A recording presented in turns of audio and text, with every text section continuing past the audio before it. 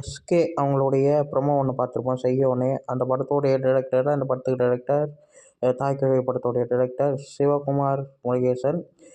Trailer பார்க்க ரொம்ப நல்லாயிருக்கு. தாய்க்கிழவி ட்ரெய்லர் பார்க்க ரொம்ப நல்லாயிருக்கு. ராதிகா மேமுடைய அந்த பேச்சு எல்லாமே அவருங்க பழைய நம்ம ஜீன்ஸ் படத்துலலாம் ஒரு ராதிகா மேம் பார்த்துருப்போம். அந்த மாதிரியான ஒரு கேரக்டர் மாதிரியே ஃபீல் ஆச்சு. அது மட்டும் இல்லாமல் இந்த ட்ரெய்லரை பார்க்கும்போது எனக்கு முதல் மரியாதை நம்ம சிவாஜி சார் லாஸ்ட் மினிட்ல இருக்கா மாதிரி, உடம்பு முடியாமல் இருக்கா மாதிரி காட்டுறாங்க. அதை சுற்றி நடக்கக்கூடிய சம்பவங்கள் காமெடியாக தான் ட்ரெய்லர் சுற்றி காட்டியிருக்காங்க. நிறைய ஆர்டிஸ்ட் உள்ளே இருக்காங்க.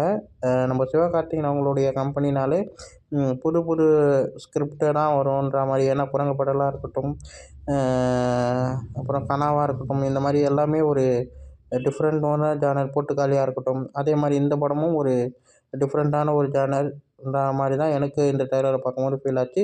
ட்ரெய்லர் ரொம்ப ரொம்ப நல்லா இருக்குது, செம்மையாக இருக்குது.